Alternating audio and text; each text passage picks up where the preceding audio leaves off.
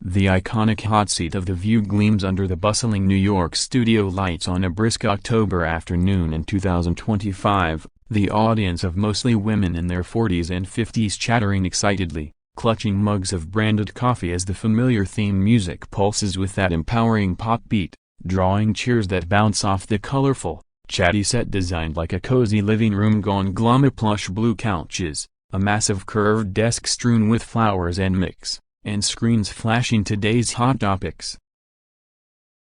Whoopi Goldberg, the EGOT queen in a sleek black pantsuit, her locks swept back elegantly, kicks things off with her signature gravitas mixed with sass. "All right, ladies, welcome back to the View where we spill the tea without spilling the wine."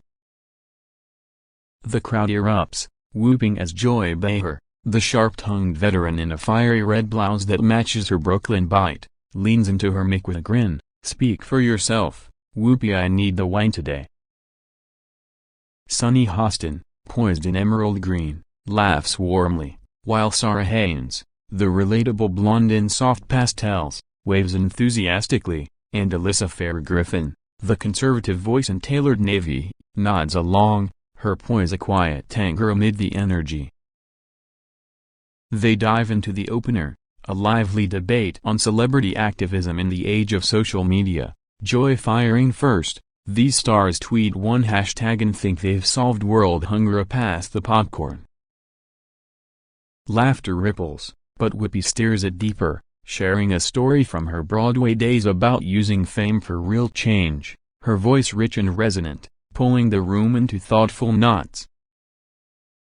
The segment hums along until the announcer booms, "Please welcome the one and only Michael J. Fox."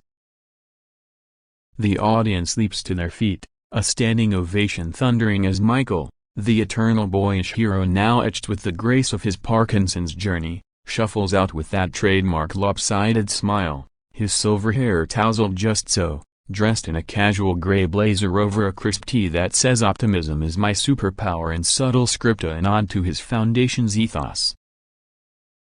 At 64, his movements are deliberate, a slight tremor in his left hand that he owns with unshakable charm, waving as if to old friends, which to many he isa from Family Ties nostalgia to Back to the Future time travel magic.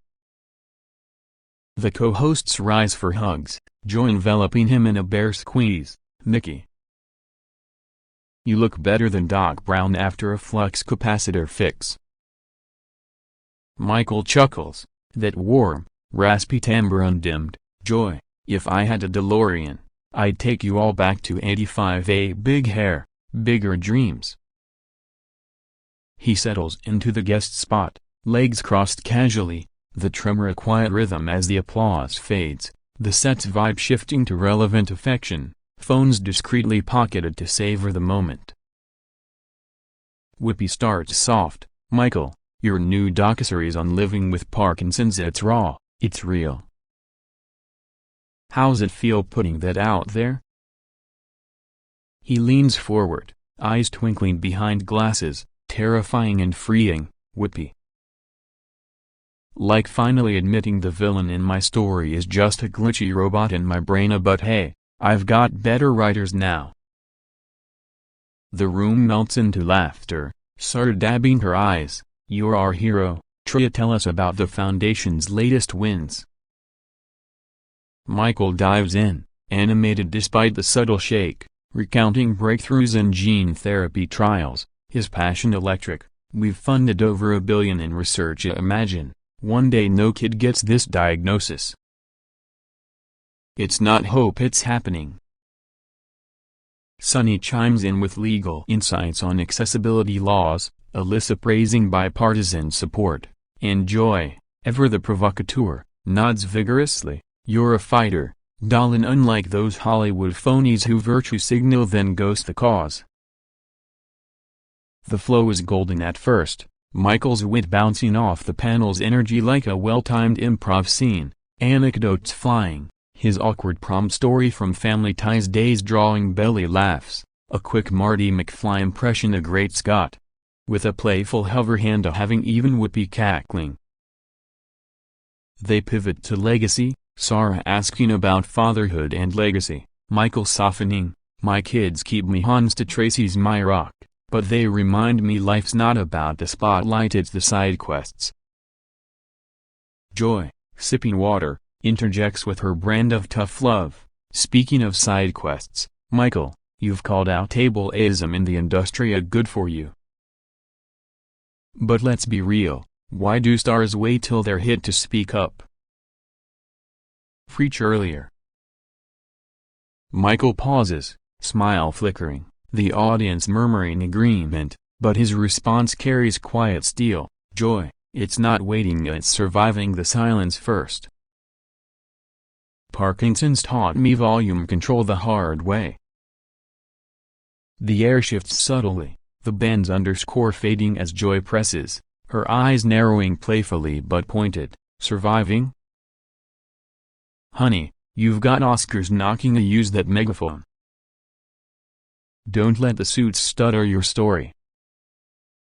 Michael nods, but the tremor quickens faintly under the lights, his voice steady. Megaphone?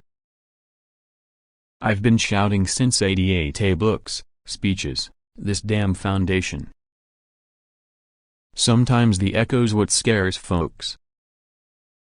Sarah tries to lighten, echoes like in the DeLorean. But Joy barrels on, undeterred. Scare? Or sidestep? Come on, Michael, rage like we do here. Call out the fakers. The crowd cheers her fire, but Michael's brow furrows, that boy next door charm hardening into resolve. Rage? Joy, I've raged in boardrooms, at galas, alone at 3 a.m. when the sheikhs won't quit. But rage without reason? That's just noise. The studio hushes, sensing the undercurrent, Whoopi's hand hovering near her mic as producers exchange glances in the booth, the live feed humming with unintended voltage. Joy, mistaking candor for concession, leans in. Noise? Your story, Symphonia, conducted louder. Michael exhales, eyes locking hers. Louder? Try living it first, then talk volume. The line lands like a mic drop, the audience gasping softly, applause tentative as the clash simmers. The set's warmth cool into a charged standoff, foreshadowing the storm about to break wide open in this unscripted arena of truths too sharp for sound.